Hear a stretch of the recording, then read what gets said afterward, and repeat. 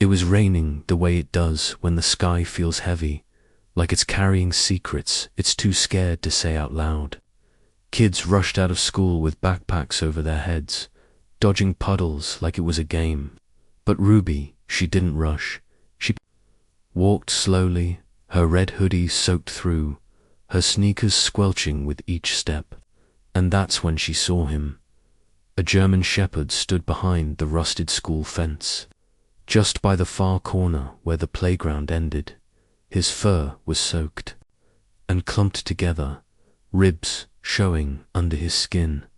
No collar, no tags, just two eyes dark, still and watching. He didn't bark. He didn't whine. He didn't move. He just looked at her. Ruby paused.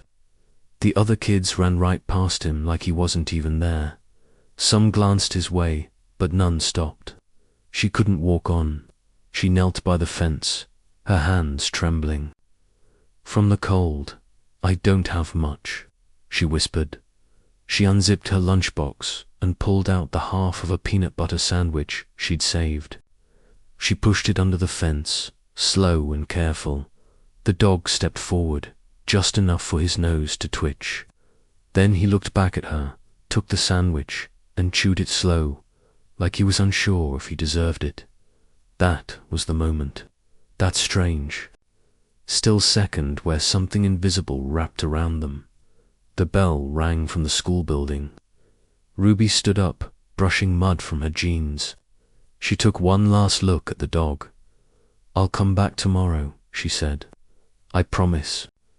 The dog didn't move, but his eyes followed her until she disappeared down the road. That night at dinner, Ruby's dad was talking about deadlines and car repairs, and how the rain always made traffic worse. Ruby barely heard him. "Dad," she asked, "what do you think stray dogs eat when it rains like this?" Mark raised an eyebrow. "They don't eat," he muttered. "They scavenge.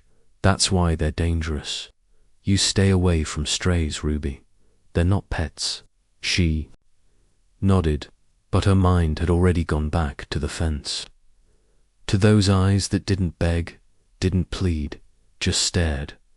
The next day, it rained again. Ruby packed extra food. Not much, just some leftover meatloaf wrapped in foil. At lunch, she walked to the same spot. He was there waiting.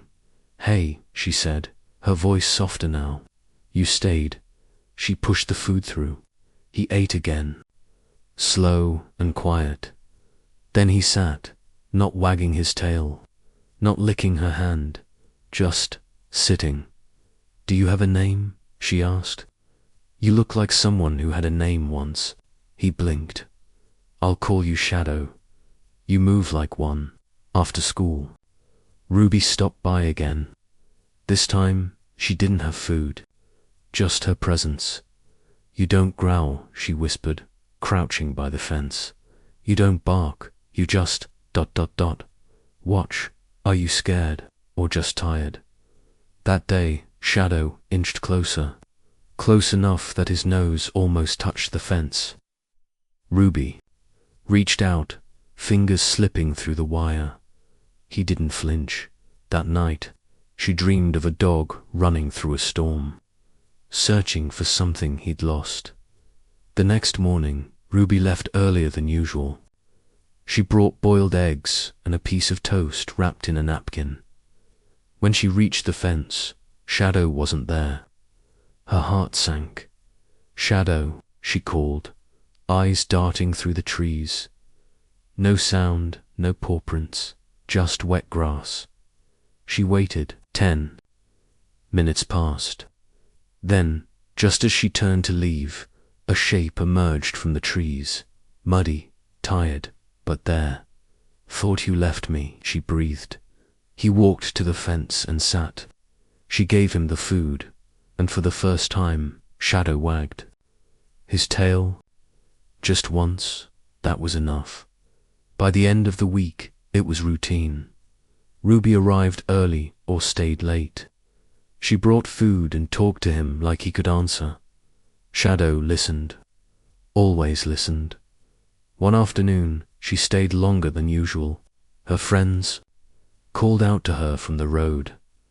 "Ruby, what are you doing over there?" She turned. "Nothing. Just getting some air." They shrugged and walked off. Shadow tilted his head.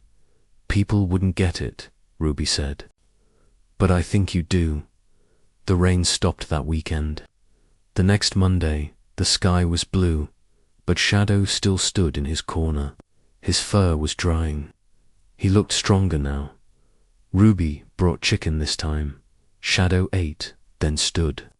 She noticed a scar, a long, thin line above his right eye.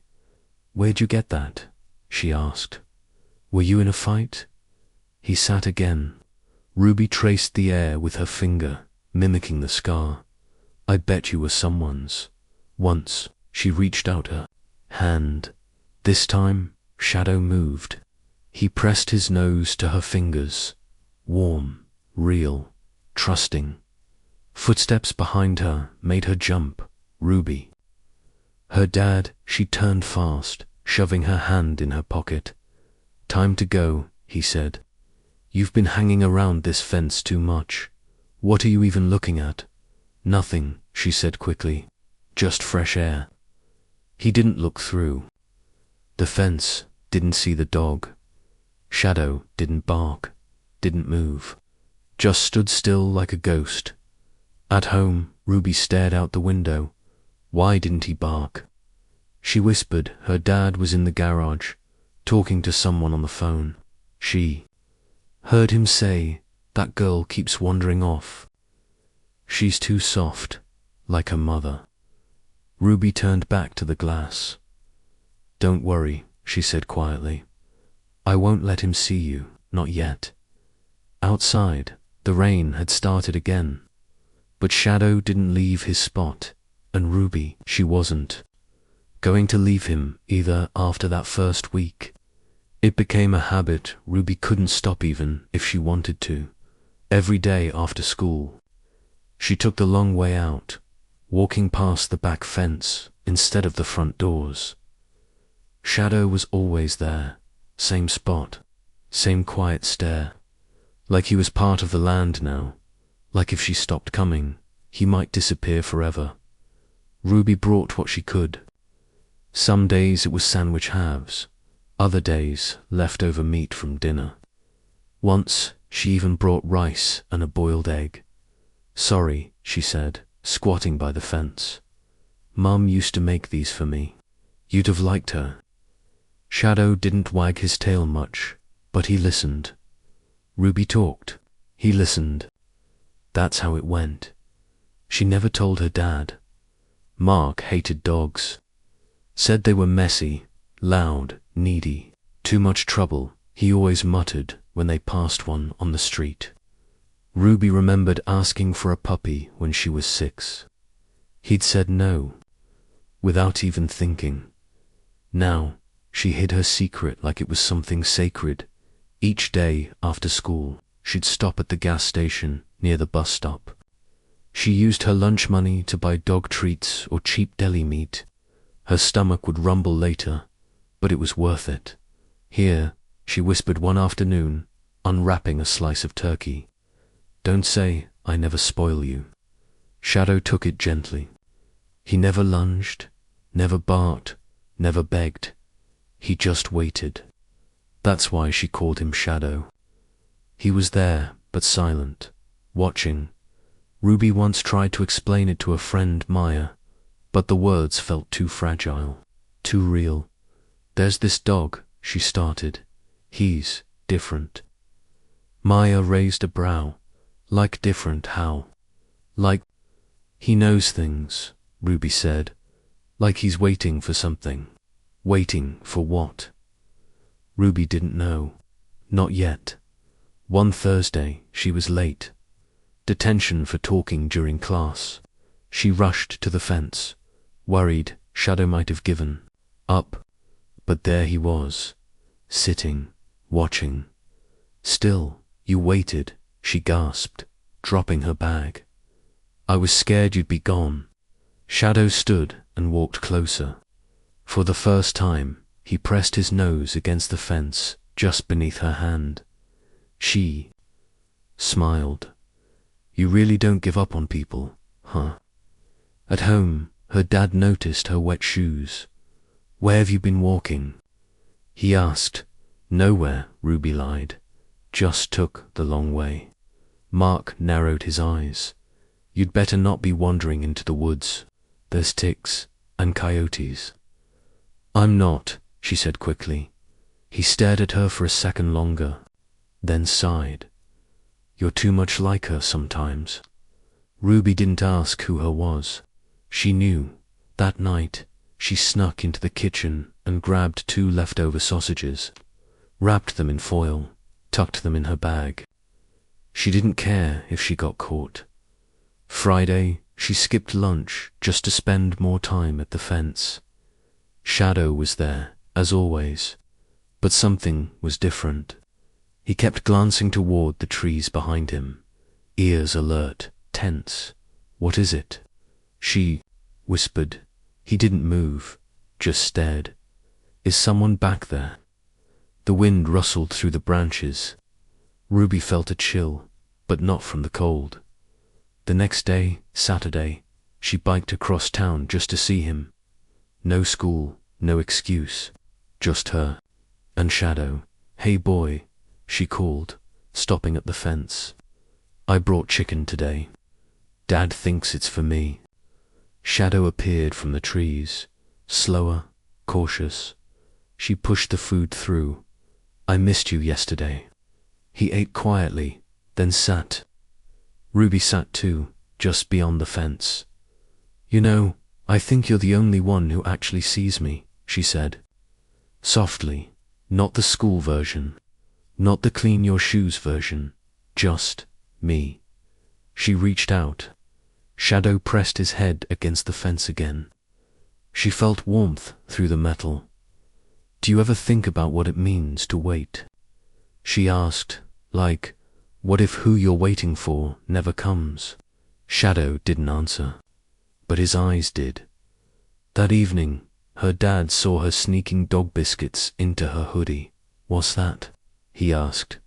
Nothing, Ruby replied to fast. Mark frowned. Ruby, you better not be feeding strays. They're hungry too, she muttered. He slammed the fridge shut. You don't know what those dogs have been through. They're wild, dangerous. He's not, Ruby snapped. Then froze. Mark stared at her. What did you say? I meant, if there was a dog, he wouldn't be dangerous. Mark's face went hard. Don't lie to me. You're not bringing anything home, Ruby. I mean it. I'm not, she whispered. He walked off without another word. Ruby stood in the kitchen, alone, heart thudding. The next day, she almost didn't go. She was scared. Not of Shadow, but of what might happen if her dad found out. But as soon as school let out, her feet moved on their own, toward the fence, toward Shadow. He was there, waiting. She knelt down. Guess what? You've got a secret now. If you feel connected to this story, please like, share, and let know your city or country below. Shadow tilted his head. We both do. And in that moment, Ruby realized something. She wasn't just feeding a dog. She was feeding a bond. Quiet, steady, unspoken, and somehow, deep down, she knew Shadow wasn't just waiting for food. He was waiting for her. Ruby didn't mean for him to follow her. It happened fast. She was walking home from school, same as always, lunchbox swinging at her side. She didn't even notice him at first, till she crossed the corner by the park and heard the soft shuffle behind her. She turned. Shadow. There he was, walking slow, a few feet back, not barking, not running, just quietly following like he was part of her shadow now. Ruby's heart raced. No, no, you can't come, she whispered. Dad'll freak out. She sped up. So did he. Go back, boy, she hissed under her breath, glancing over her shoulder. Please. But Shadow didn't stop. By the time she reached her street, panic had taken over. Her father wasn't due home for another hour. She had time, but barely. Ruby darted to the side of the house, opened the old garage door with both hands, and waved him in. Come on, she whispered. Quick. Shadow stepped inside, silent as always. She closed the door behind him. The space smelled of old paint and gasoline, but it was dry, safe. She laid down a towel for him and tossed him a piece of sandwich from her bag. He ate quietly, then curled up near the wall like he'd done this 100 times before. Ruby sat beside him, heart still pounding. This is crazy, she whispered. You're not supposed to be here. Shadow didn't care. He rested his head on his paws and looked at her like he understood. The sound of tires in the driveway hit her like a hammer. Dad's early, she gasped. Stay quiet, okay? Shadow didn't move. Ruby ran inside, dropped her bag by the door, and tried to act normal. Her dad walked in, shaking off his coat. Traffic wasn't as bad as I thought, he said. You just get in. She nodded. Yup, just now. Mark looked at her, then glanced toward the garage. You been out there? Ruby froze. No. Why? He shrugged. Garage lights on. Probably the wind. Dinner that night was quiet. Ruby barely ate. Her heart wouldn't stop thumping. She kept picturing Shadow in the garage, waiting, maybe pacing, maybe barking, though he never barked. After dinner, Mark stood up and stretched. I'm going out to check the fuse box. Light's been flickering. Ruby shot up. I'll do it. He raised an eyebrow. You, since when do you check fuse boxes? I was just out there earlier. I probably left the light on. Mark stared at her, then nodded slowly. All right. She rushed to the garage and slipped inside. Shadow was still curled up, eyes closed. She exhaled. You scared me half to death, she whispered, kneeling beside him. You've got to leave in the morning. You can't stay here. Shadow blinked at her, calm. She patted his head, grabbed her backpack, and went back to her room. Later that night, as she lay in bed, something didn't feel right. A weight settled in her chest, guilt, maybe, or fear. She didn't know. In the morning, her dad was already in the kitchen, sipping coffee. He looked tired. Rough night, she asked. Didn't sleep well, he muttered. Heard a noise in the garage around midnight. Thought it was raccoons. Ruby froze. Did you check? Nah. Figured they'd leave. She gave a small nod and turned to grab her bag. That's when it happened. Mark pointed at the backpack. What's that? She looked down. Muddy paw prints, faint but clear, pressed right across the fabric. Ruby's mouth went dry. I must have dropped it yesterday, she stammered, near the field. Mark stepped closer. He didn't say anything right away, just stared at the prints. Then something shifted in his face. Not anger, not suspicion. Pain. He reached out and touched the fabric gently. They look familiar. Ruby swallowed hard. They're just paw prints, Dad. He didn't look at her. I had a dog once, he said suddenly. She blinked. You did, he nodded. Long time ago, shepherd. Smartest dog I ever knew. Ruby's heart thudded. What happened to him? Mark didn't answer right away. He pulled his hand back from the bag. He was taken away, he said quietly. After something happened, I never saw him again. Ruby stared. What was his name? Mark looked at her, eyes distant. Scout. For a second, Ruby forgot to breathe. Scout, not Shadow. Scout, I've never told anyone that, he said, walking away. Didn't think it mattered anymore. Ruby stood frozen, her hands clutching the backpack. Back in the garage, the dog waited, silent, still, and Ruby knew, in her bones, that the past wasn't done with them yet.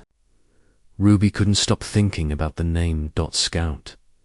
She kept replaying the way her dad had said it soft, like a memory that still hurt, and the way he looked at those paw prints, not angry, not curious, just lost. After school, she went straight to the garage. Shadow was still there, curled up in the corner like he'd always belonged. She sat beside him, running her fingers gently along his head. That's when she noticed it. A scar, thin, just above his right eye. Faded but clear dot. Her hand paused. She leaned closer. "Where'd you get that?" she whispered. Shadow didn't flinch. He just blinked slowly, like he'd heard that question before. Later that night, when her dad fell asleep in front of the TV, Ruby tiptoed upstairs. There was a trapdoor in the ceiling of the hallway closet. She'd seen it a dozen times, but never dared to pull it now. Something was pulling her. She dragged a chair over, stood up, and pushed the door open. The attic smelled like dust and old wood. Her flashlight beam danced across boxes, forgotten jackets, and one old trunk. She popped it open. Inside were toys, a small blanket, and a pile of photographs. She flipped through them slowly, and then her breath caught. One picture stopped her cold. A boy, maybe 9 or 10, hugging a German shepherd. The dog had a scar. Right above the eye, she flipped the photo over. A name written in faded ink. Scout and Mark, 1989. Her heart raced. It was real. She took the photo and climbed down, her hands shaking. Back in her room, she stared at the picture for a long time. The boy was smiling, one arm round the dog like they were best friends.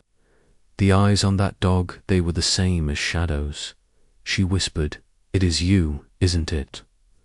The next morning, Ruby hid the photo in her backpack and headed to school early. But she didn't go to class. She went straight to the fence. Shadow was waiting, standing instead of sitting this time. She dropped to her knees and held the photo out through the gap. "This was you and him, my dad." Shadow stepped forward. For the first time, his nose touched the photo. Then he sat down, tail gently sweeping the ground. That was enough for her. At school, she couldn't focus. Her mind spun with questions. How was it possible? Had Scout really survived all this time? Why had her dad lied? By the time she got home, her stomach was in knots. "Dad?" she asked as he worked under the kitchen sink. You said you had a dog once." "Scout." He froze. "Why didn't you tell me before?" He slowly stood up. "It's not something I like to talk about." "I found a picture," she said, pulling it from her bag. "You looked happy." Mark took the photo. His fingers trembled. He stared at it for a long time. That was a long time ago. "What happened to him?" Ruby asked. Mark didn't answer. He just walked out of the room with the photo in his hand. Ruby sat alone at the table. Later that night, after her dad went to bed, she went to the garage again. Shadow stood when she opened the door. She held his face gently, brushing her thumb across the scar. "I think you came back for him," she whispered. "But he's scared to see you." Shadow licked her hand. The next day, Ruby asked her neighbor, Mrs. Daly, who'd lived next door for decades. "Mrs. Daly," she said, "did my dad really have a dog when he was little?" The old woman blinked. "Scout, of course. Sweetest dog in the world. Protected your father like he was his own pup. What happened to him? Mrs. Daly's smile faded. There was an accident. Your dad was hurt. Scout bit the man who did it. I heard Mark's father gave the dog away the next day. Ruby's throat tightened. Did they ever see each other again? Mrs. Daly shook her head. Your dad stopped talking after that. Wouldn't even say the dog's name. Ruby thanked her and walked home slowly. The story filled in pieces. Scout hadn't left by choice. He was taken. That evening, she printed out another copy of the photo. She held it up for Shadow. You never forgot, did you? She said. You were just waiting for someone to remember. Shadow wagged his tail once. Inside, her dad sat, staring at the old photo. When she walked in, he spoke quietly. I don't know how you found this, he said, but it's been locked away a long time. I think Scout's back, Ruby said gently. He's been at the school fence. I've been feeding him. Mark didn't speak. He has the same scar, she added. He doesn't bark, he just watches. He looked up, eyes wet. That dog saved my life once. Then why did you let him go? Mark's voice cracked. I didn't. My dad did. Said the dog was dangerous after he bit the man. I begged him not to. I never saw Scout again. Ruby stepped closer. What if he came back? Mark let out a shaky breath. Don't do this to me, Ruby. I'm not, she said. He already did. And for a moment, everything went still. Her father didn't speak again after that night. He left the photo on the table, untouched. Ruby watched him every morning, quiet, slower than usual, sipping his coffee like something was heavy inside him. But she couldn't stop thinking about the scar, the name, the silence. There had to be more. Something buried. That's when she remembered the closet. Her father's bedroom closet had always been off limits, locked from the inside, key kept in his drawer. Ruby had never dared to open it, but something told her now was the time. She waited until he left for work. Heart pounding, she tiptoed into his room. The key was still there, in the same old drawer. She turned it in the lock, slow and careful. Inside, the closet smelled like old paper and forgotten clothes. At the very back, behind a thick coat, something caught her eye. A small rusted metal box. She pulled it out. Her hands shook as she opened the lid. Inside was a faded red collar, a silver whistle, and a photograph torn in half. She picked up the collar first. The tag still clung to the metal loop. One side read, Scout.next. She held the whistle, cold in her hand, worn smooth by time, and then the photo. A boy stood on one side, smiling, but the other half was missing. She flipped it over. 4 words were written on the back, scratched in pen that had almost faded. Forgive me, Scout. Her eyes burned. He hadn't forgotten. She whispered, It is you. She looked at the collar again, rubbing her thumb over the name. How had he survived? How had Scout come back after all these years? That evening, her dad came home like usual. He didn't say much, just ate dinner, sat in front of the TV, and stayed quiet. Ruby stared at him. Her voice shook as she asked, Did you mean it? He looked up slowly. Mean what? She pulled the photo from her pocket. He froze. I found it in your closet, she said. You wrote this, didn't you, Mark? Didn't move. You shouldn't have gone in there. Why didn't you tell me? She pressed. Why did you say he was dangerous? You loved him. Mark closed his eyes. Because I failed him. What happened? He leaned back, eyes fixed on the ceiling. It was summer. I was 10. Scout and I were always together. He followed me.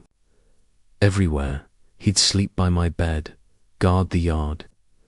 One night, someone broke in.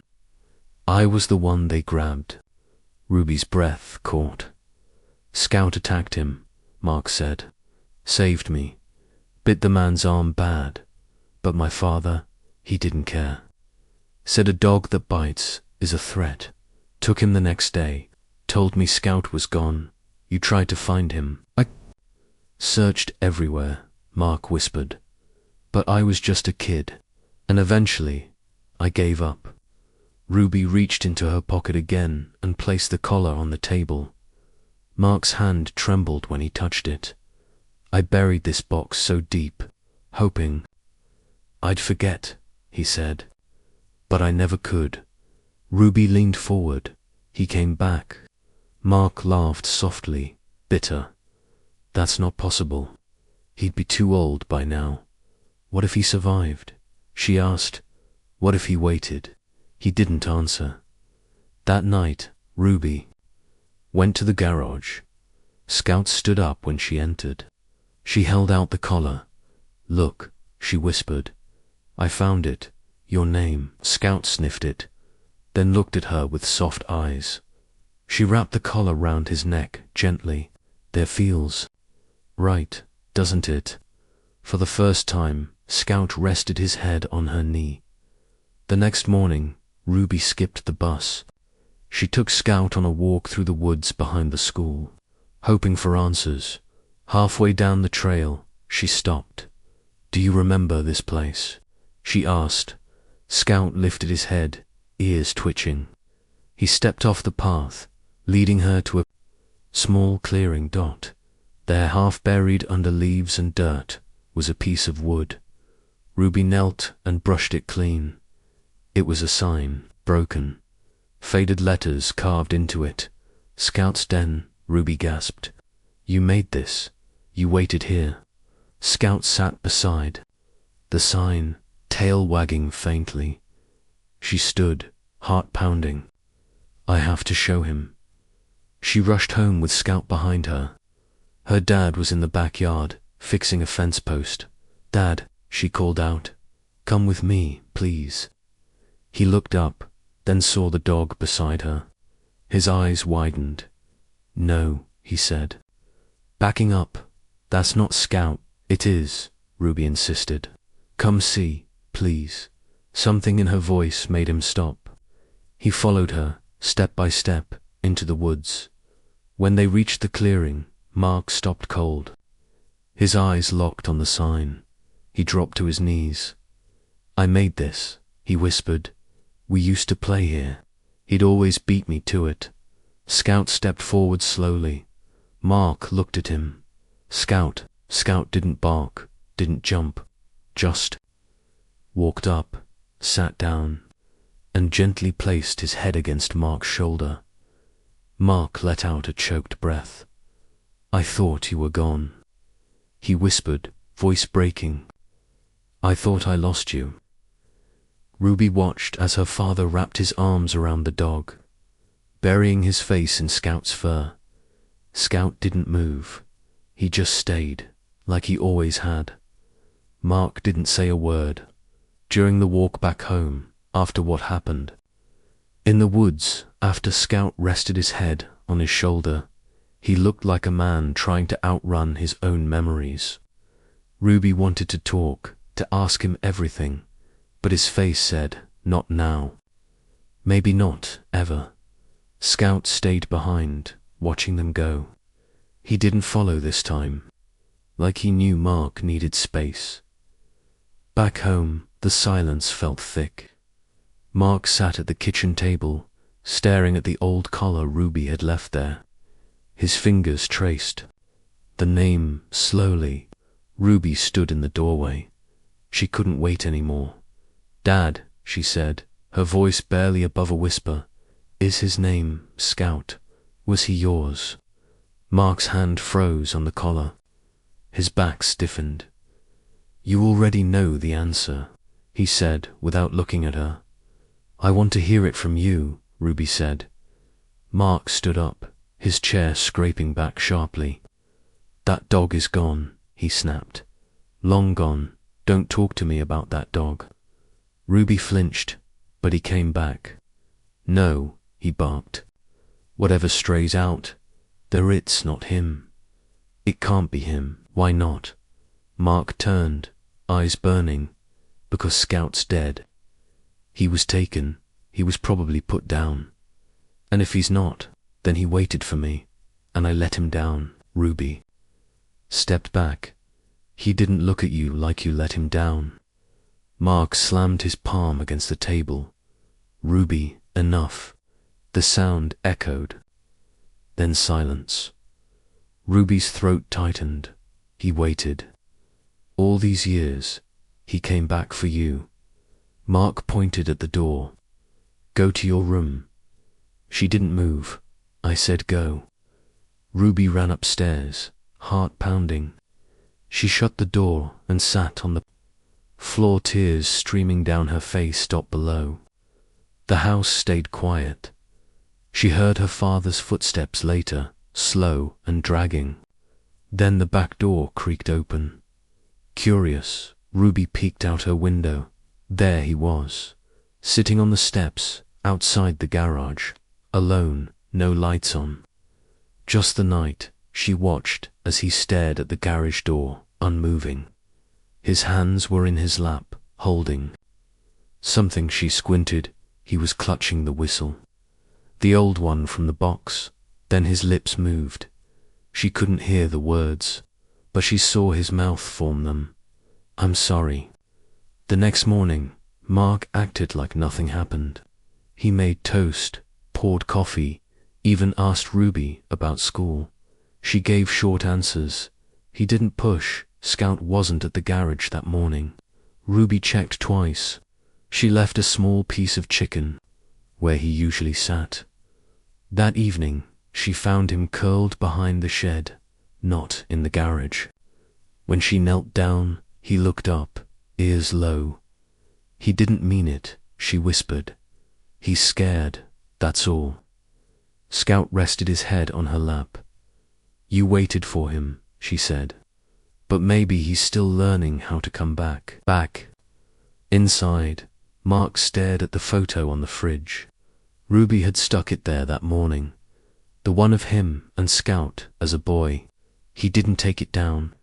He just stood there. After dinner, he lingered at the back door. Ruby watched him from the stairs. He opened the door halfway, looked toward the shed, then closed it again. The next few days were the same. Scout stayed close, but never entered the house. Mark stayed distant, but never raised his voice. One evening, Ruby tried again. "Why does it hurt so much?" she asked him softly. He didn't answer at first. Then he sat down. "I loved that dog more than anything," he said. "He saved my life, and I couldn't save his." "You didn't know what would happen." "I should have," Mark said. "I should have fought harder. I was just a kid, and I let him go. He forgave you." Mark shook his head. "I don't deserve that." Outside, Scout watched through the crack under the shed roof. Waiting, Ruby placed her hand on her dad's. "He's still here." Mark looked at her. "Do you think he remembers me?" "I know he does," Ruby said. "He never forgot you." That night, Ruby left the garage door cracked open, just a little, enough for Scout to come in if he wanted. She waited upstairs, lights off, watching an hour passed. 2, then she saw it. A shape moved into the garage. Quiet, careful, Scout. He curled up on the old blanket by the corner, just like before. Mark didn't see him come in. But the next morning, when he stepped out to grab a tool, he stopped in the doorway. Scout looked up, didn't move. Mark stood frozen. Ruby watched from the window, holding her breath. Then, slowly, her father crouched down, his voice cracked. "Scout." The dog didn't move. didn't bark. He just reached out and touched his old friend's hand with his nose. And in that small moment, something finally began to heal. The next morning, Scout followed Ruby all the way to the park. Mark had seen them leave. He didn't say anything, just stood at the door, hands in his pockets, watching the dog he once thought was gone forever. Ruby glanced back and gave a small nod. Mark didn't smile, but he didn't stop them either. At the park, Scout stayed close to Ruby's side, not running ahead, not chasing squirrels, just walking, steady and alert. A few kids pointed. One little boy even tried to pet him, but Scout stepped back. "He's not mean," Ruby said, "just careful." The boy nodded and ran off. Ruby found a quiet bench near the edge of the trees. Scout sat beside her, ears up, eyes scanning the field. "Maybe someday you'll trust more people," she whispered, rubbing his neck, one step at a time. That's when she saw him, an old man, maybe in his 70s, in a faded leather jacket and worn-out boots. He walked with a slight limp, dragging his left foot. His eyes were sharp, too sharp. He passed once, then circled back and stopped a few feet from them.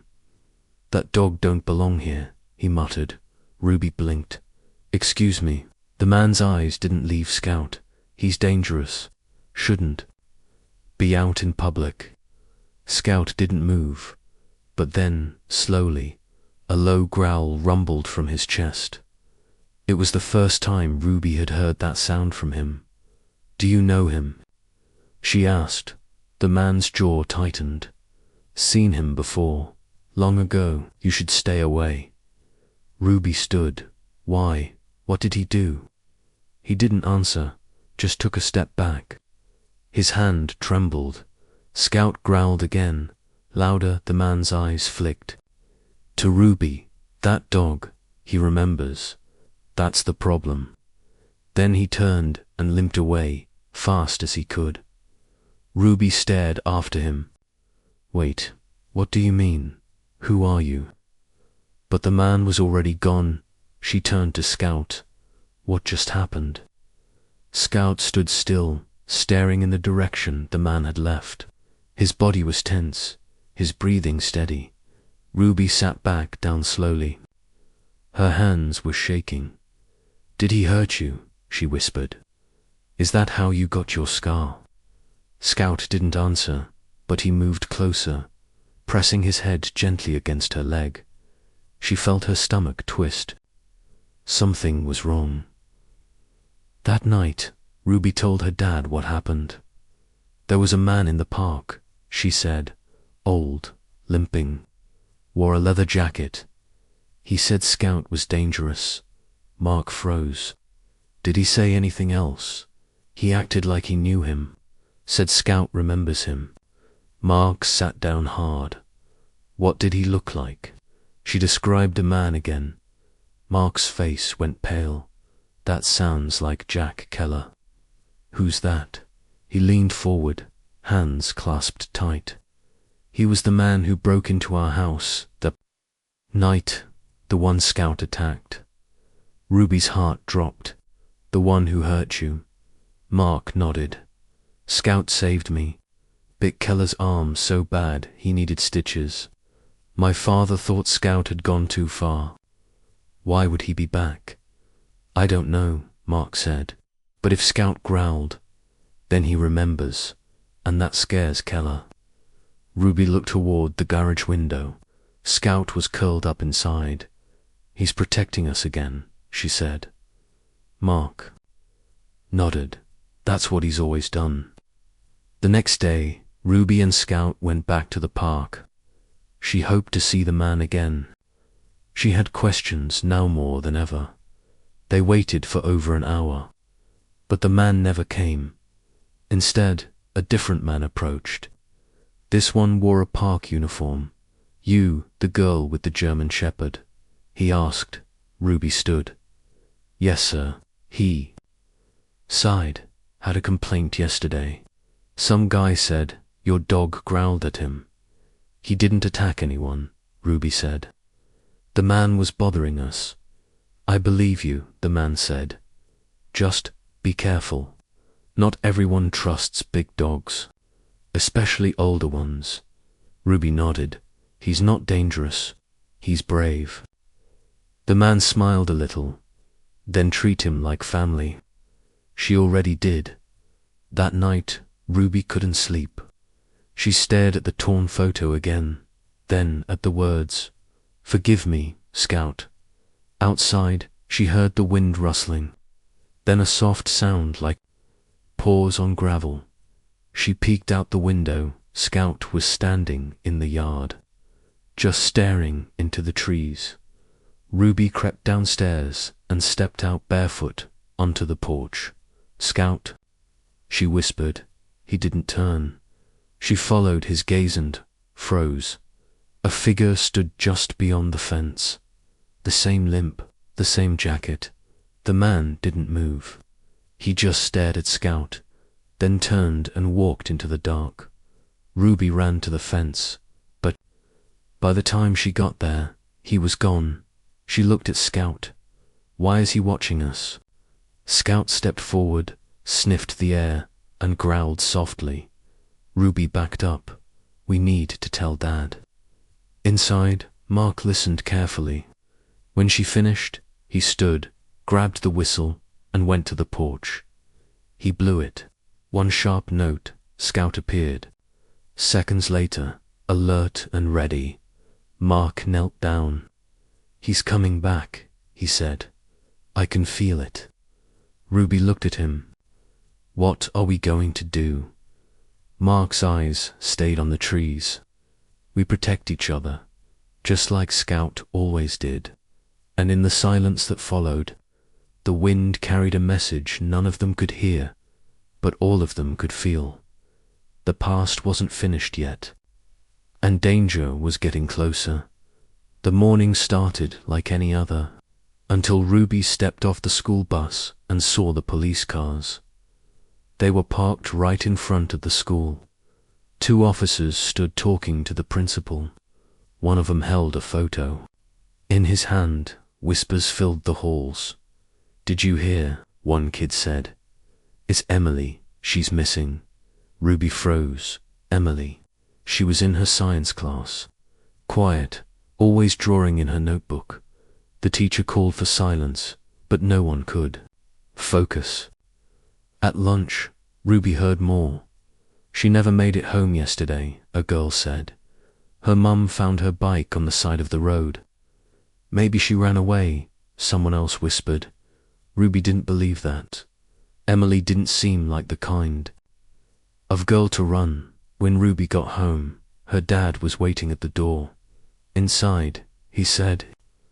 Now, she dropped her bag. "I didn't do anything." "There's a girl missing," he said. "I don't want you staying late at school or going near the woods. Do you understand?" Ruby nodded. "I understand, but something in her chest didn't sit right." Scout Shadow had been restless last night. He kept pacing, sniffing toward the trees. She'd never seen him like that before. That evening, Scout stood by the back fence, growling low. Ruby stepped outside. "What is it?" she asked. His ears twitched. His body was still, but his eyes were fixed on the woods. "Is someone out?"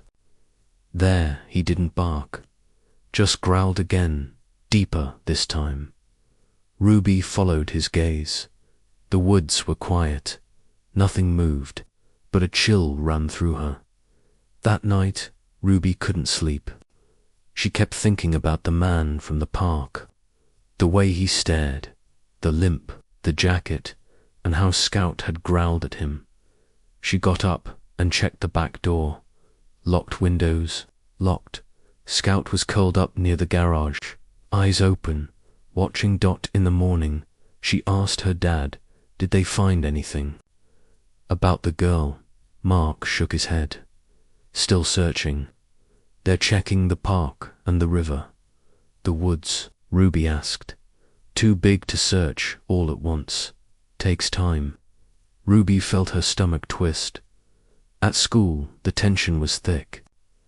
No one talked much. Teachers gave busy work. Ruby couldn't concentrate. She looked out the window and thought of Scout. When she got home, she sat on the porch steps. Scout walked up beside her, placing his head on her knee. "I don't know what's happening," she whispered, "but I feel like you do." That night, Ruby had a nightmare. She was walking through the woods, calling Emily's name, but no one answered. The trees kept getting darker. Then she turned and the man with the limp was standing there, smiling. She woke up in a sweat. Scout wasn't outside. She ran downstairs, heart racing. "Dad," she yelled. "Scout's gone." Mark rushed out. "He never leaves." They grabbed flashlights and ran to the edge of the woods. "Scout," Ruby shouted. "Scout, where are you?" Then they heard it bark. Sharp, urgent. They followed it, pushing through branches. Another bark, then a low growl. Finally, they found him. Scout stood by a tree, paws planted, eyes locked on something in the ground. Mark stepped forward, flashlight. Shaking there was a trail of something fabric torn, blue, like the shirt Emily wore. Ruby gasped, "Is that?" Mark knelt and picked it up. "We need to call the police." Back home, officers came fast. Dogs' lights. Questions. Lead them deeper into the woods. An hour later, they found more. Emily's backpack. Her shoes. Then a sound, a faint cry. Buried under branches, cold but alive, was Emily. She was shaken, scared, but breathing. One officer said, "If it weren't for that dog." Ruby clutched Scout's neck. "You found her," she whispered. Mark stood behind her, silent. Then he said, "He protected her, just like he used to protect me." Later that night, after the police left, Mark sat with Ruby and Scout on the porch. "I should have believed him earlier," he said. "Scout's trying to warn us, and now I think I know who he's warning us about." Ruby turned to him. "Jack Keller." Mark nodded. "He's not just watching, he's waiting." Ruby looked at Scout. "Then we won't wait. We'll be ready." Scout laid his head in her lap. His eyes closed, but his body stayed alert. He'd done it once. He could do it again, because that's what Scout did. He found what others lost, and he never stopped protecting the ones he loved. Scout hadn't rested since the night Emily was found, even after she was taken to the hospital. Even after the police left, he stayed alert, ears twitching, head up, eyes locked on the woods. Mark noticed it first. "He's tracking something," he said. "He doesn't think it's over." Ruby nodded. "It's like he knows where to go next." The next morning, Scout didn't wait for permission. As soon as Ruby stepped outside, he trotted toward the woods. Not running but leading. Mark stayed behind. Still shaken from the night before, Ruby followed Scout across the backyard, down the same path where Emily had been found. But this time, Scout turned left off the trail, into a thicket of trees she didn't recognize. "Where are you taking me?" she asked. Scout glanced back once, then kept going. The deeper they walked, the quieter it got. No birds, no wind, just the crunch of leaves and Ruby's breath. Suddenly, Scout stopped. He stood at the edge of a small dip in the ground. Ruby stepped. Beside him, Mand gasped. Down in the hollow was what looked like a makeshift den. Blankets were scattered across the dirt. Broken crates formed a wall. Rusted cans, old clothes, and scraps of food littered the area. Someone had lived here recently. Ruby's single quotes, his heart pounded. She moved slowly, scanning the ground. Empty water bottles, a cracked flashlight, half a sandwich, in a plastic bag. Then something shiny caught her eye near the base of a tree. She knelt down, brushed away the leaves. It was a bracelet. Pink beads. A silver charm. She'd seen it before. Ruby whispered, Emily was wearing this. Scout stood still, ears up, watching. Ruby's hands trembled. He brought her here. She looked around again, this time noticing something else. Footprints. Big ones, deep in the dirt, and drag marks. Her breath caught. This wasn't a hiding place. This was a trap. She grabbed the bracelet and stuffed it into her pocket. We have to go. Scout didn't move. He sniffed the air, growled once, then followed her out. They didn't stop until they reached the edge of the backyard. Ruby ran. Inside, calling out, Dad. Mark came rushing down the stairs. What happened? I found it, she panted. Where he kept her, where she was before they found her. Mark's eyes widened. You're sure? Ruby pulled out the bracelet. She dropped this there. He stared at it. We need to call the police, now. They did. Officers returned within the hour. Scout led them back through the woods, nose to the ground, tail straight. When they reached the hollow, one of the officers whispered, This is fresh. Another pulled out a notebook. Somebody's been squatting here, recently. Ruby stepped back as they started taking pictures, marking the ground with flags. One of the officers turned to her. How'd you know where to find this? She looked down at Scout. He did. The officer nodded. This dog's something else. Later that evening, the house felt colder than usual. Ruby sat by the garage, brushing Scout's fur with her fingers. You knew that place was there, she said. You brought her back, then came back to find who took her. Scout blinked slowly. Mark joined them with 2 mugs of hot chocolate. He sat down beside them and handed one to Ruby. She dropped that bracelet, he said. I remember, when you all left for the field trip last week. Ruby stared into her cup. I don't think it was random. I think she was followed. Mark frowned. You mean the man from the park? Ruby nodded. He was watching us. Watching her, too, probably. Mark looked at Scout. If he's back in town, he's hiding, Ruby said. Somewhere. Close. Mark stood. We'll talk to the police again tomorrow. But Scout didn't wait. That night, he didn't sleep by the garage. He stood by the back fence, nose lifted toward the air. Ruby watched from her window. His body stayed tense. Ready, waiting, she whispered. You're not done yet, are you? The next morning, the news was all over town. Police confirmed the site. Ruby found was connected to Emily's case. They believed she had been held there for at least a day before being moved. They were now looking for a man, possibly in his 60s, with a limp. Ruby stared at the photo sketch. It looked just like the man from the park. Mark clenched his jaw. That's him, Ruby whispered, Jack Keller. That afternoon, Scout circled the yard again, nose to the wind. Then he froze, ears back, eyes locked toward the woods. Ruby saw it too. Movement. Far off. Someone watching, Scout growled. Ruby didn't wait. She ran inside. Dad, he's out there again. Mark grabbed the phone. Call it in now. Outside. Scout never looked away. The wind blew. The woods stayed silent. But Ruby knew something was coming. The air was thick that night.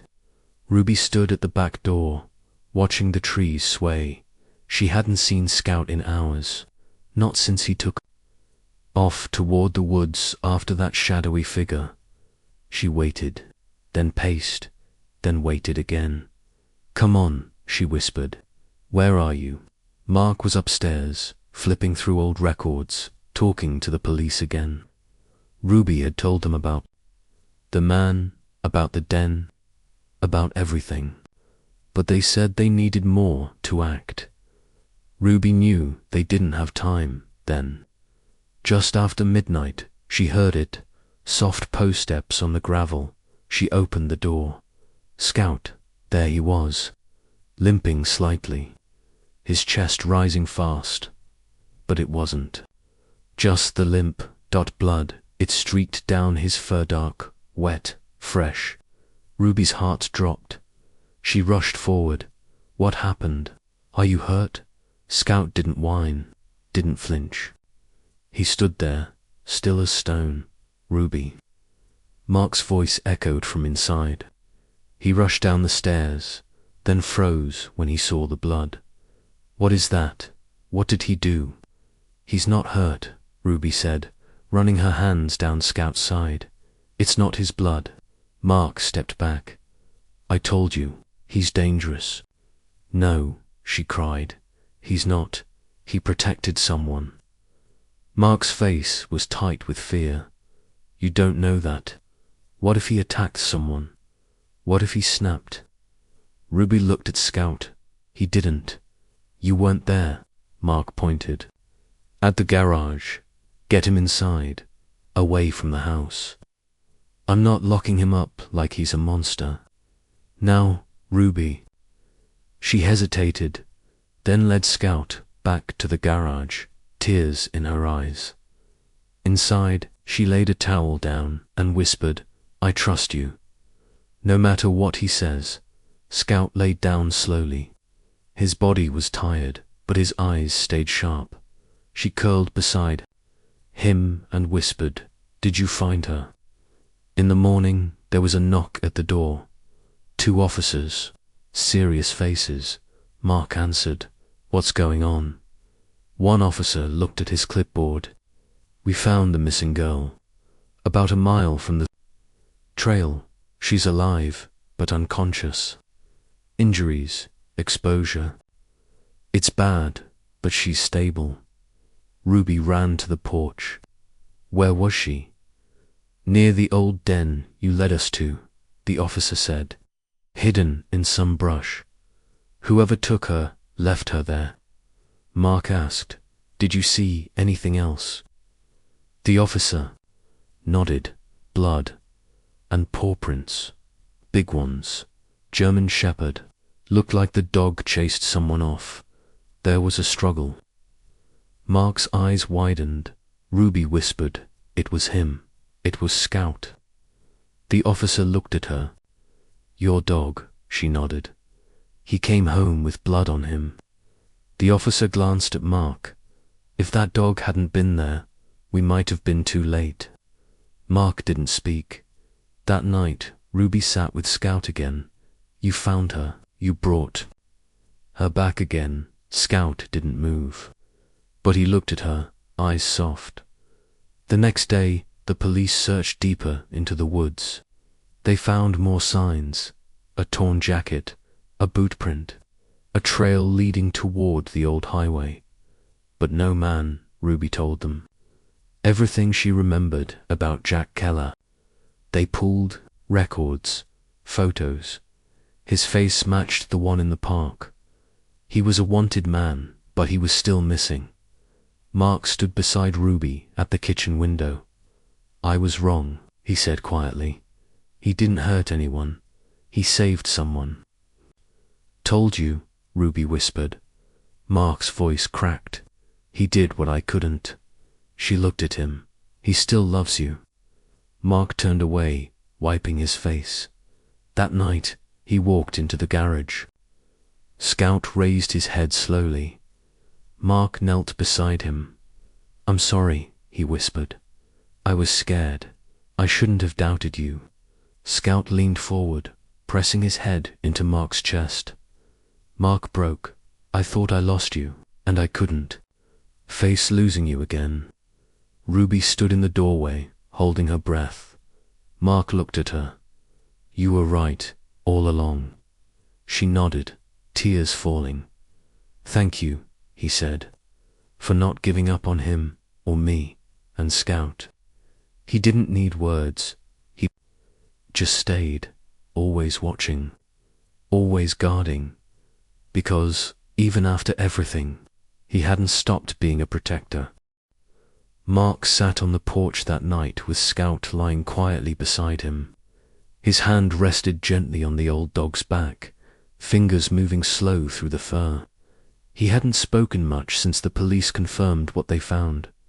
Ruby sat across from him, waiting. "Tell me everything," she said. "Please." Mark looked down at the ground. "I was 10, he began. Scout was already 2 years old when we got him. My dad didn't want him, but my mom insisted. Said every kid needed a best friend." Scout's ears twitched like he was listening. Mark smiled faintly. "We did everything together. I mean, everything. Walks, games, even sleeping on the floor when he got scared of storms." "What happened?" Ruby asked gently. He paused. "One night, I stayed late at the playground. My dad was working late. Mum was gone by then. It got dark. I tried to walk home alone, but someone followed me." Ruby leaned forward. "This man grabbed me by the arm. I didn't know who he was. He said something about my dad owing him money. I didn't understand. But then Scout came running." Mark's voice dropped. He didn't bark. He didn't growl. He just attacked. Went straight for the man. Bit his arm, hard. Enough to make him scream and let go. Ruby whispered, "It was Jack Keller, wasn't it?" Mark nodded.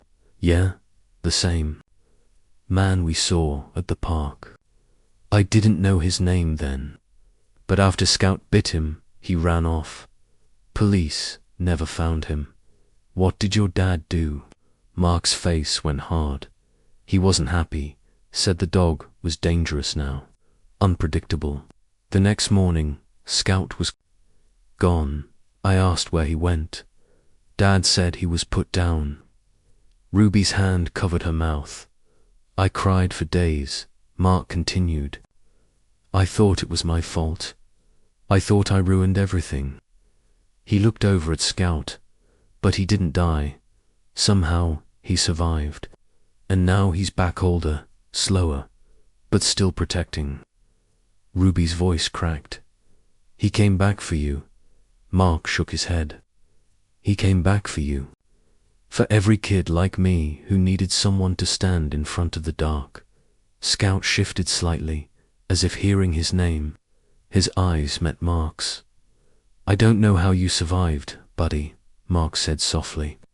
"I don't know who helped you or where you went, but thank you for saving me again."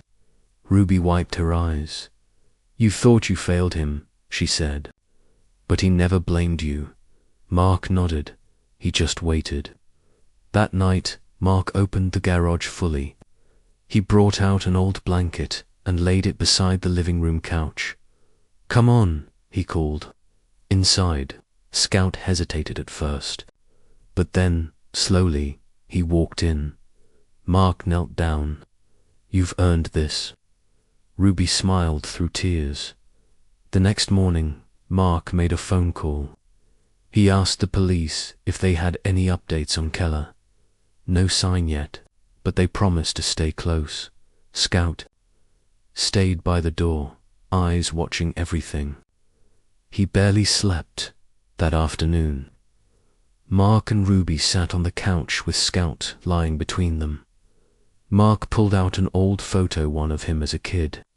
Holding Scout, "I kept this," he said, "even after Dad threw the rest away." Ruby leaned her head on his shoulder. "You were just a kid," she whispered. "You didn't let him down. You just didn't know how to stop it." Mark didn't answer. He placed the photo in a new frame and set it on the mantel. Scout's tail thumped once on the floor. Ruby laughed. "He approves." The rest of the day passed quiet. No knocks at the door. No shadows in the trees. But that night, as the wind picked up, Scout stood again, watching, guarding always. It happened just past midnight. Ruby shot up in bed at the sound of barking. Not just barking furious, wild, warning barks that echoed through the house. Scout, she whispered, heart racing. She jumped out of bed and ran to the window. Outside, Scout stood in front of the garage, barking louder than he ever had. His fur stood on end, teeth bared, body low like he was ready to attack. That's when she saw him. A man standing near the garage door. It was the same man from the park, the same limp, the same old jacket. But this time, he wasn't watching. He was holding something, a crowbar. Ruby's breath caught. She opened her window and screamed, "Dad, someone's outside." Scout didn't wait. He lunged forward, barking and growling, running straight toward the man. The man froze, then turned to run, stumbling back into the dark. The crowbar dropped onto the grass with a dull clang. Mark burst through the front door seconds later, barefoot, holding a baseball bat. "Where is he?" he shouted. Scout chased him off. Ruby called, pointing. He had a crowbar. Mark spotted the metal bar and ran to Scout, who stood rigid at the edge of the driveway, still barking into the trees. Mark knelt beside him. "You saw him again, didn't you?" Scout's growl softened. His ears flicked. But he didn't move. Ruby joined them, shaking. "Dad." He was trying to break in. Mark picked up the crowbar. He was going for the garage. "Why there?" Ruby whispered. Mark looked toward the woods, because that's where Scout sleeps. He knew. Ruby shivered. He came for him. Mark grabbed his phone. "I'm calling the police." Within 15 minutes, 2 officers arrived. Flashlights scanned the yard, the trees, and the garage. "We found footprints," one said, heading toward the woods again. "Same size, same pattern." "Jack Keller," Mark muttered. "He was right." "Here," the officer nodded. "Looks like your dog scared him off." Ruby looked at Scout. He didn't just scare him, he stopped him. The other officer crouched beside Scout. "He's something special. Most dogs bark and run. This one stood his ground." Mark placed a hand on Scout's back. "He always does." They took the crowbar and left, promising extra patrols for the next few nights.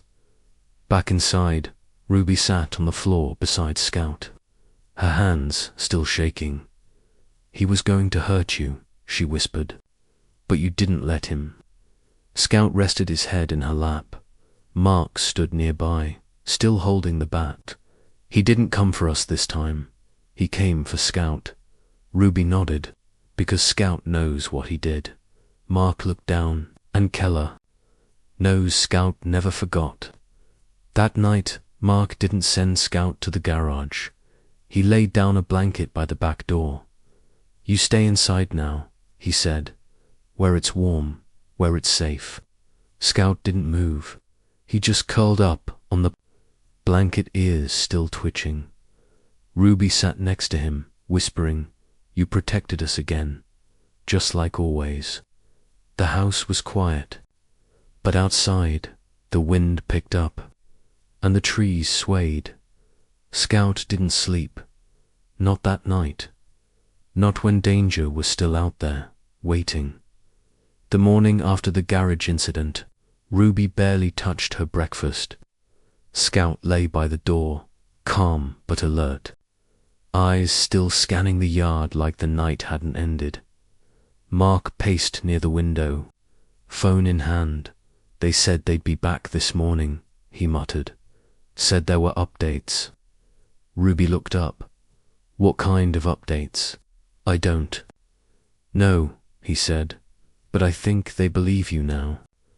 At 10 a.m., 2 police cruisers rolled up. Ruby stood by Scout, one hand resting on his back. Mark opened the door. The same officers from the night before stepped inside, more serious than ever. The taller one spoke first. We ran his face through old mugshots. His name is Jack Keller. He's a convicted felon. Did time for kidnapping and assault. Ruby felt her stomach twist. The officer continued. He was released on parole 4 years ago. Disappeared after that. No address, no job, nothing. We think he's been hiding in the woods, moving from place to place. Mark asked, and last night, we're confident it was him, the other officer said. And your daughter's statement helped us piece things together. But there's more. He looked at Scout. That dog saved someone's life, twice. Ruby knelt beside Scout. He knew who Jack was, from the beginning. The officer nodded. He recognized danger before any of us did. The tall one looked uneasy. But there's something else. Animal control got wind of the incident. The report says your dog chased a man and drew blood earlier that week. Mark stepped forward. He didn't attack without reason. He was protecting a girl. We know, the officer said. But they don't see it that way. They're claiming your dog's a threat. They want him evaluated. Ruby's voice cracked. You're not taking him. We don't want to, the officer said gently. We're just the messengers. But if they get a court order, we won't have a choice. Mark clenched his jaw. He's not just some stray. He's family. I believe that, the officer said, but it's out of our hands unless you fight it. After they left, Ruby broke down. They can't take him, Dad. They can't. Mark wrapped an arm around her. They won't. We won't let them. That afternoon, Ruby's story started spreading around town. Someone posted online about the Girl Scout helped find. Another mentioned how he chased off the man with the crowbar. By evening, pictures of Scout had flooded local pages. Stray. Saves girl's life. Hero dog protects family. Neighbors stopped by with treats. One man left a blanket on their porch. A little girl drew a picture of Scout wearing a cape. But animal control still called. They wanted to speak in person. Ruby refused to let Scout leave her side. He slept by her bed that night. When he stirred, she whispered, I'm not letting them take you, no matter what. The next morning, a white van parked at the edge of their street. 2 officers stepped out, one holding a clipboard. Mark met them outside. Ruby stood by the window, fists clenched. Scout was still, but his eyes followed every movement. One of the animal control officers gestured toward the house. We're just here to talk. Mark crossed his arms. You'll do it on the porch. They didn't argue. The taller one spoke. We've reviewed the reports. Your dog shows signs of aggression, defensive behavior, Mark corrected. He protected a girl. He stopped a break-in. And the police confirmed the suspect is dangerous. The man flipped through his folder. Still, protocol, says Mark, cut him off. You want to talk about protocol? Let's talk about how a dog saved my daughter and a missing girl while the system failed to catch the man behind it. The officer hesitated. The second one spoke softer. We've seen the posts. The town's behind you. Honestly, if it were up to me, we'd let this go.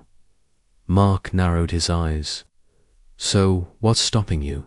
An incident report, the man said. Filed the moment the blood showed up on his fur. It triggered an automatic evaluation request. We can delay it, but not erase it. From inside, Ruby opened the door. He didn't do anything wrong. They both looked at her.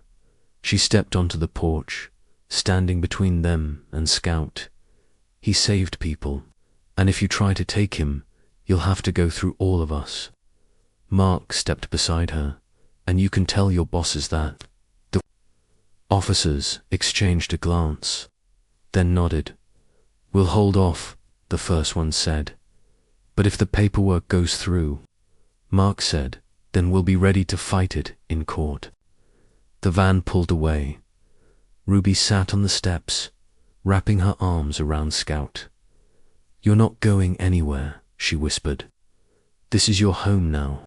Scout leaned into her gently, as if he already knew. That night, the town organized a petition. Hundreds of names, comments flooded in. Let him stay.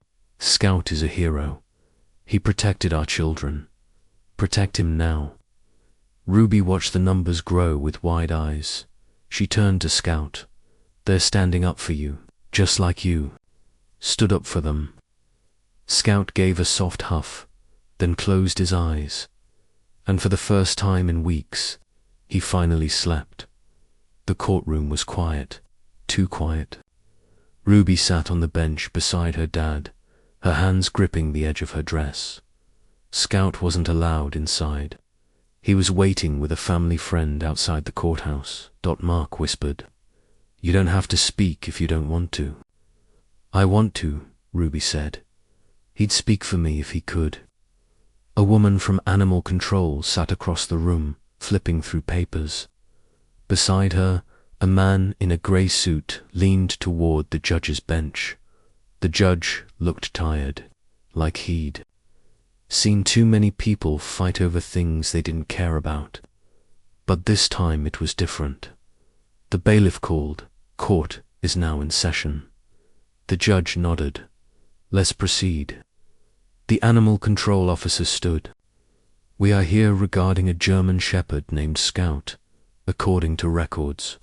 This animal engaged in a physical altercation that resulted in injury and blood evidence. Due to these concerns, we are requesting custody for a full behavioral assessment. Mark stood slowly. Your Honor, may I speak? You may. My daughter and I didn't find Scout. He found us, Mark began. And what they're calling aggression wasn't that. It was protection. The judge raised a brow. Explain. Mark took a breath. Over the past few weeks, Scout led us to a missing girl. He defended my daughter from a man who broke into our property, and he recognized that same man Jack Keller from years ago. Because Scout wasn't just protecting Ruby, he was protecting me too. The courtroom stayed silent. Ruby stood. The judge motioned. Name and age, please, Ruby. I'm 12. You may speak.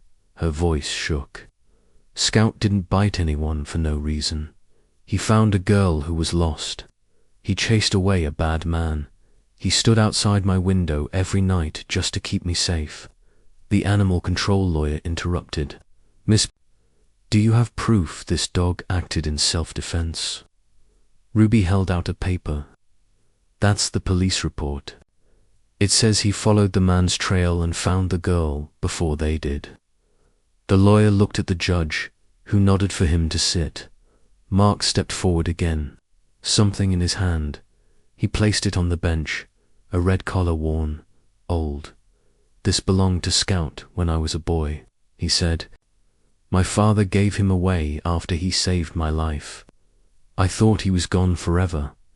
Mark's voice broke, but he came back. He found me, and then he saved my daughter. He looked around the room. How many animals would do that? The judge stared at the collar. Then he said, Is Scout still alive? Yes, Your Honor, Mark said. He's waiting outside. The judge leaned back. Let me be clear. This isn't just about one incident. It's about whether this dog is a danger to the public. Ruby stepped closer. He's not dangerous. He's the safest place I've ever known. The room went quiet.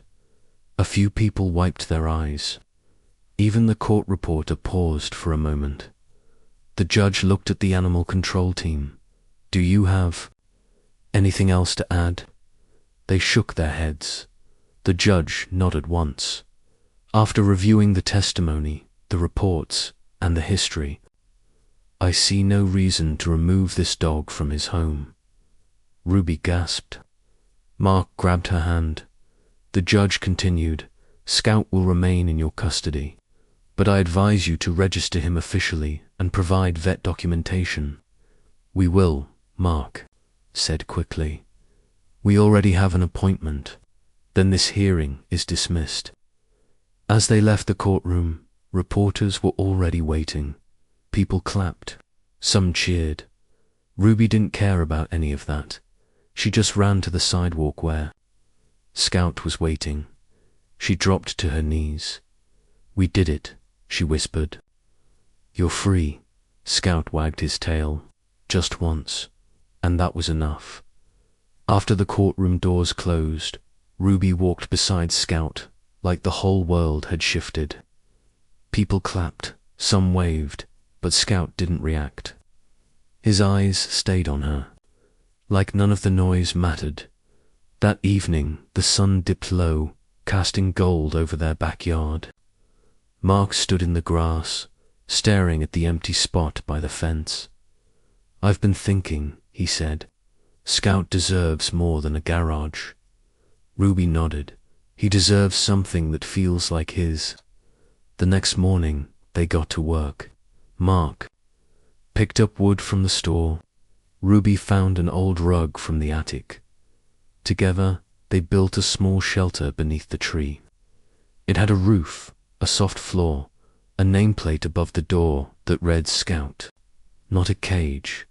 A home. Scout watched the whole time, never far from their side. When they placed the final nail, Ruby stepped back. It's perfect, she whispered. Mark knelt beside Scout. What do you think? Scout walked forward, sniffed the corners, then stepped inside without hesitation. He circled once and laid down. He approves, Ruby smiled. That night, they ate dinner on the back porch. Scout rested under the tree, the breeze ruffling his fur. Mark sipped his coffee, eyes on the old dog.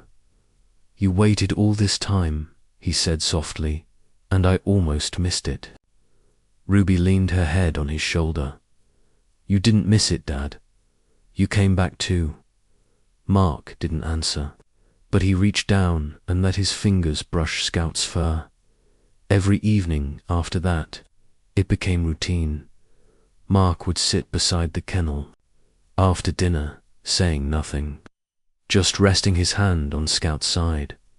Sometimes Ruby joined him. Sometimes she just watched from the porch. One night, Mark said, You forgave me without a word. I don't know how to repay that. Scout thumped his tail against the floor. Another night, Ruby asked, Do you think he knows he's really home now? Mark replied, He knew before we did. Neighbors still came by. Some brought bones, others brought photos. Kids waved when they passed the fence. Scout never barked, but he always watched. He didn't need to make noise. He was there. That was enough. Ruby placed the old whistle from the lockbox on a nail by the door. If he ever gets lost, she said, we'll call him back. Mark looked at her. He'd find us anyway. And he was right. Because some dogs aren't just pets. Some dogs are family, and Scout. Scout was finally home. The sun hung low, painting the sky in soft gold and deep orange. It had been weeks since Ruby and her dad started. Talking again, not a lot, but enough. Just a few words here and there. Mostly about Scout. That evening, Ruby noticed her dad standing by the fence. He held something in his hand, old and silver. She stepped closer and saw it, the whistle, the same one he used when Scout was young. before everything fell apart. Is. That Ruby's voice trailed off. Her dad didn't answer. He stared at the whistle for a moment. Then, without a word, he brought it to his lips and blew. The sound was sharp but soft, echoing across the fields. For a second, everything was still. Even the wind stopped. Then dash rustling dot from behind the barn, slow steps. Scout appeared. He limped. Slightly, his fur now more grey than golden. But his ears perked. His eyes locked on the sound. And then he ran. Not like he used to. Not with the speed of his younger days. But he ran. Ruby watched in silence as Scout reached the fence and stopped, tail wagging, eyes wide. Her dad's face changed. Something broke and healed all at once. He remembered, her dad whispered, voice thick. After all these years. He remembered. Ruby felt her throat tighten. Maybe some bonds never break. Her dad knelt and rubbed Scout's ears. Hey, old boy, he said gently. Still got it in you, huh? Scout pressed into his hand, licking his fingers like it had only been yesterday. Ruby stepped closer. I thought you lost the whistle. I didn't, he said. I just couldn't bring myself to use it. Why now? I don't know, he said. Maybe I needed to know if he still knew me. They sat in silence for a bit, the three. Of them, the sky darkened slowly, and the air turned cooler. Scout lay down beside Ruby, resting his head on her foot. She stroked his back slowly. He used to come to that whistle like lightning, her dad said, smiling softly. No matter where he was. I remember, Ruby replied. He once came through a thunderstorm, just because you blew it. Her dad chuckled. He was wild back then. He still is, Ruby said. Just slower. They looked at Scout. His breathing was heavier now, but calm. His eyes blinked slowly, like he understood everything. Ruby spoke gently. Do you think he waited for that sound all these years? Her dad didn't answer at first. Then he nodded. I think he never stopped listening. The words settled deep. Ruby looked at the whistle in his hand. Can I try? She asked. He handed it over. Go ahead. Ruby took a breath and blew it. Again, Scout lifted his head. His ears twitched, and he pushed himself up with effort. He walked to her and nudged her hand with his nose. Her eyes filled with tears. He still knows it's us. Of course he does, her dad said. He never forgot who loved him. They watched Scout sniff the air and then lie down again, curling close to them. The barn behind them, the setting sun in front. Her dad's voice broke the silence. I thought I lost everything that day. When we lost her. I thought I had to let go of all of it. Ruby looked at him. But you didn't have to let go of him. I know, he whispered. But I didn't know how to hold on. They sat for a long while. No one moved. Then Ruby asked, do you think he'll be here next summer? Her dad hesitated. I hope so. I don't want him to go, she said softly. I don't either, he replied. But if he does, we'll make sure he knows he was never alone. Ruby looked at Scout, whose eyes now watched the horizon. He saved me, she said. More than once. Her dad nodded. He saved me too. Even when we were all falling apart, Ruby added, he was the one thing that never changed. That's what dogs do, her dad said. They wait. They forgive. They remember. Scout shifted closer, his body warm against Ruby's side. Her dad rubbed his eyes and stood. I'll get some water for him. As he walked back to the barn, Ruby sat alone with Scout. She whispered, I love you, Scout, always. His tail thumped gently. Her dad returned with a bowl and set it down. Scout drank slowly, then licked his lips and rested his head again. Ruby leaned her head against her dad's shoulder. He didn't pull away. She used to sit here, he said. Your mum, right here, with Scout. I remember, Ruby said. Do you think she would have liked how we turned out? Ruby smiled. A little, maybe. We're trying, right? Her dad laughed quietly. Yeah, we're trying. The sky turned darker now, the orange fading into purple. Crickets chirped in the grass. Ruby reached for the whistle again. She blew it, not too loud this time. Scout lifted his head once more, looked at her, and gave a soft bark. Then he lay. Back down, her dad said. That sound, ... It used to mean home. It still does, Ruby replied. They stayed until the stars began to peek through. The whistle lay between them, cold and silent now. Scout was breathing slow, steady. Ruby looked at her dad. Can we do this again tomorrow? We can, he said. Every day if you want. She smiled, eyes wet. I think Scout would like that. The wind picked up slightly. The grass swayed. Maybe, her dad said, voice low, some things don't need to be fixed. They just need to be remembered. And Ruby nodded, her hand resting gently on Scout's back, feeling the quiet thump of a loyal heart still beating for them both. Scout didn't move that morning. The sun had barely touched the tops of the trees. The barn was quiet, the air still. Ruby woke early, like she always did now, just to check on him. He wasn't in his usual spot on the porch. She looked around and found him under the old oak tree. He lay there, still and peaceful. His chest rose and fell, but it was slow. Too slow. His eyes were closed, ears flat. Ruby's heart tightened. She walked to him and dropped to her knees. Scout, she whispered. No response. She touched his fur. It was cool with morning dew. His breath was shallow, softer than before. Dad, she called, her voice breaking.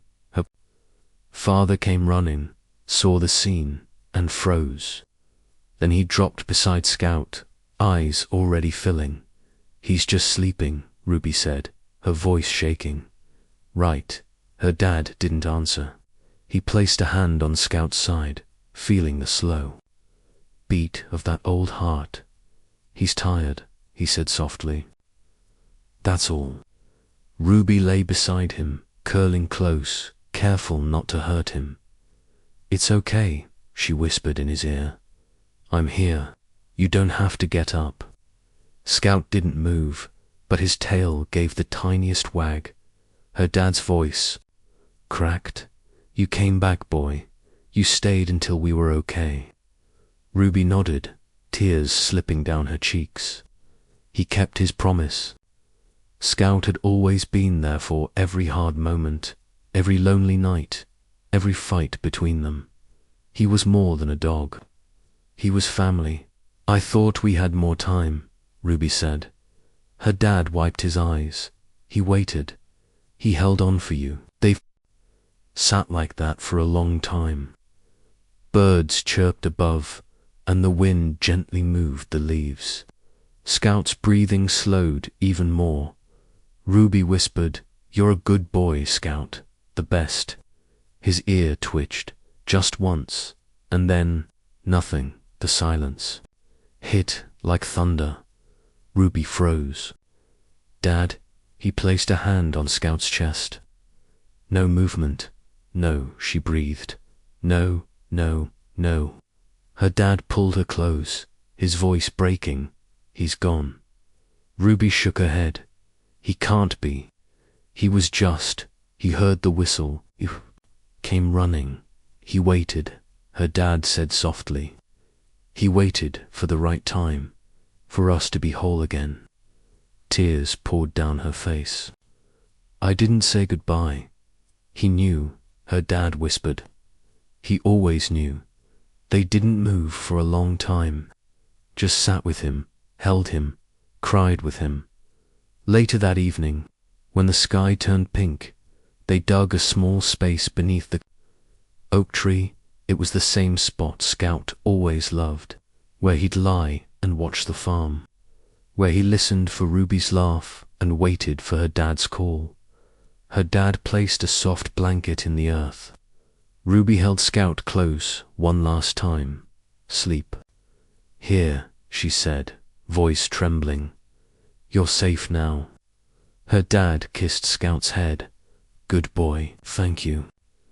They lowered him gently, covering him with the earth he knew so well. Ruby placed Scout's favorite toy beside him, a ragged rope he'd carried for years. Then she set the silver whistle on top. We'll come back, she said, every day. Her dad stood beside her, hand on her shoulder.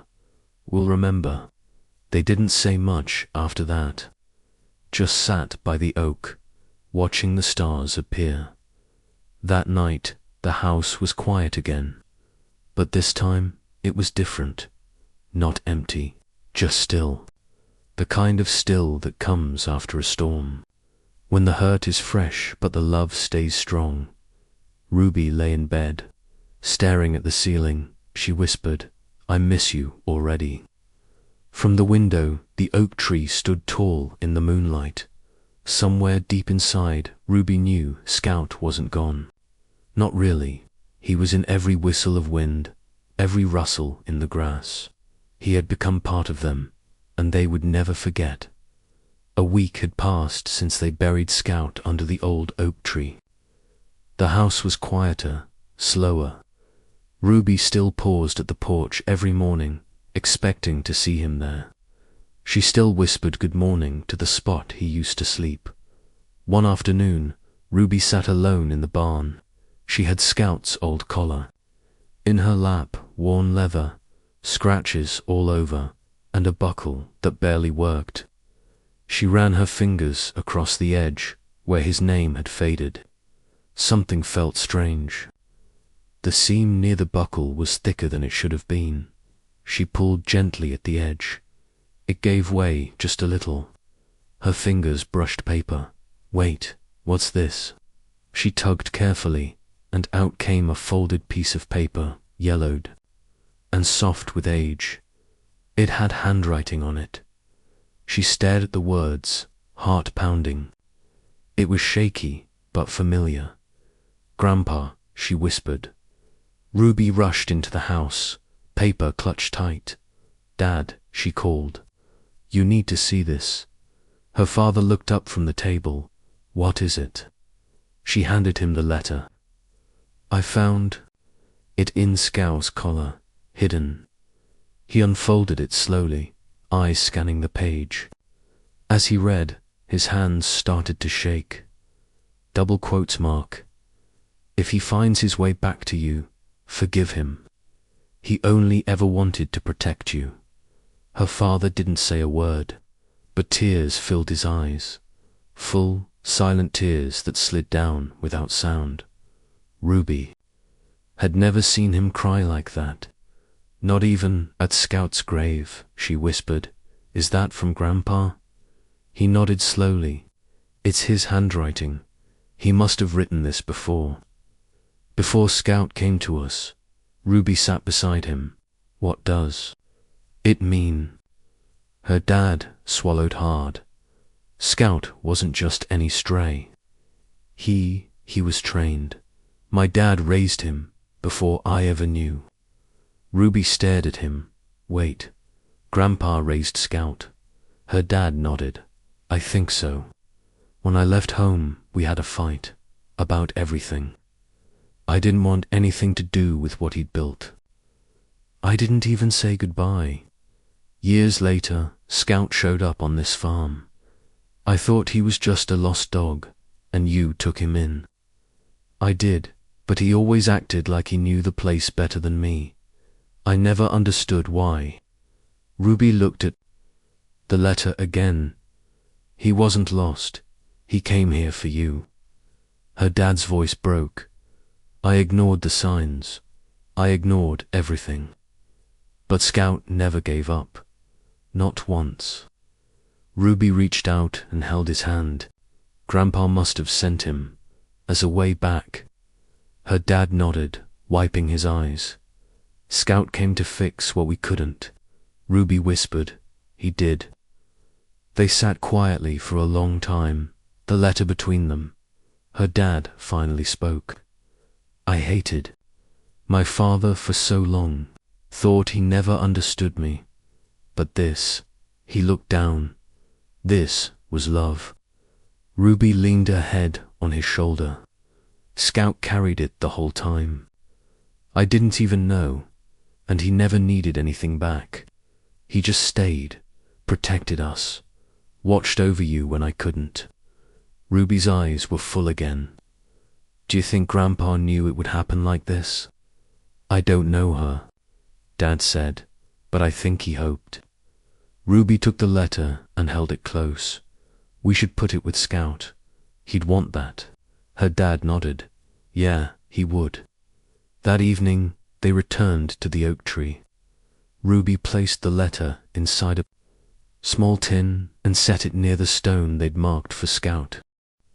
Her dad whispered, Thank you, Dad, for sending him, and I'm sorry it took me so long. Ruby placed a hand on the soil. You kept your promise, Scout. You brought him back.